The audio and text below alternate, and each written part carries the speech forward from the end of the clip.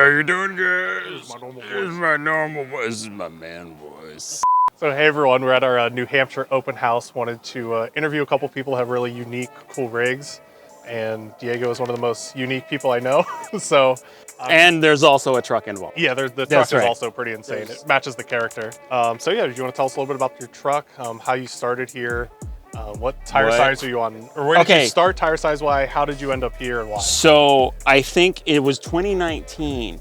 And my kids were getting older, and I had decided, I thought, I grew up camping, and I wanted, you want to give that to your kids, but when they're young, they're too young to deal with. Yeah, there's a certain age where there's a certain age. So when my second one was 5, I was like, okay, I think it's time to try and give this experience to them and enjoy this. So I actually came here and rented the four-wheel camper, which was great. And I actually wanted to go kind of that direction and like be camping, dad camp and stuff like that. And so we were just getting 33s on.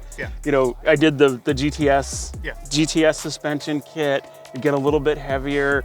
And then it was like, okay, it looks good. I really like the way it looks, it feels. And then I went out on a ride with you guys with Ridgeback. And I was like, oh yeah. You liked it. Yeah, that was good.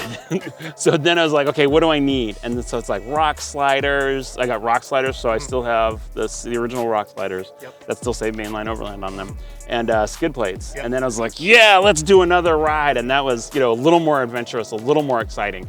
We almost rolled going up on Ice Hill, though. It was like, okay, and my kid's screaming in the back, and now we laugh about it. It's like, okay, that's fine. No one died. No one died. And then it was like, you're there, you're clicking around, and it was like, you know what, I need 35s in order to really have fun. Came to you guys again, got 35s on, re-geared, full lockers, right? And so now it's like 2020 summer, and I already have 35s with new gears on. Like within a year of getting the truck. Within a year. So I go 35s and it's like, and then I broke the rear ring gear. Oh, yep. And then it was kind of just off to the races. And now it's just custom. It's like everything. Now it's just custom things, right? I can't even find YouTube videos at this point. It's like, it's that hard. No, this is like, I'm kind of off like not many people have done this. So we could start from the front to the back to give you guys a quick overview. Let's do it. Of what it is right here. So I have more lights, and you guys all put these lights on. I have more lights than I think everybody else combined. It's actually 90,000 lumens going. Oh, you added it up?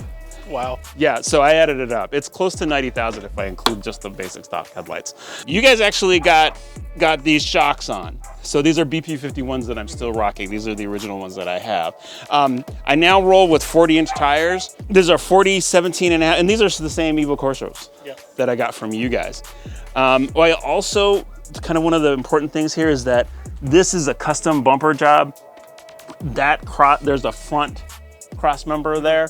I cut it off, flipped it over, and now it's like 3.5 inches higher. Oh, okay, so you raised up the front bumper. Yeah, so I have 3.5 inches extra clearance there and cut the bumper off. That's still the come up winch that I got from you guys. So the next thing, just this year, I have the Atlas 4-speed. This is the rear axle, this is the front axle, and this is the doubler box. So these are 4 3-to-1. This is a 2.72-to-1. And if you put them both in double low, you get 11.3-to-1. It's quite a nice setup. Oh yeah, in the fridge, I installed the fridge. So it's like, I'm taking the tunnel apart, might as well put a fridge in, right? The fridge is slick. Who doesn't need a cold beverage while they're climbing trails? And behind the dog, you can see that's the East Coast Gear Supply. That's the 1 ton. That's their Dana 60. That's custom for Tacoma. And also it has Wildwood brakes all the way around. So that's about it. And now it's time for, you can do some coffee. Do you want a coffee? I you want an espresso? Yeah, let's do an espresso. Okay, my scale ran out of battery, so I don't have that though, but I think it'll work still. Camp espresso cup. I love the Camp Espresso. It's the best. Watch that crema, if I have it dialed in right. There you go, sir. Appreciate you. This is what going off-road and drinking espresso in the woods is all about, right? This is the most overlandingness you can overland. It doesn't get more overlanding than this. You should, they should call this like the Overland edition. I am thinking about trying to partner with them. I wonder what we could call it. We could call it something like, I can't think of something funny. We'll brainstorm. We'll brainstorm. We'll workshop that one. Yep. Oh yeah. That'll get you going. See? That's delicious.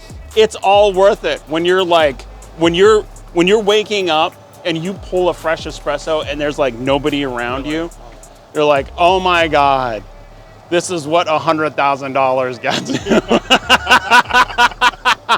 This quality experience.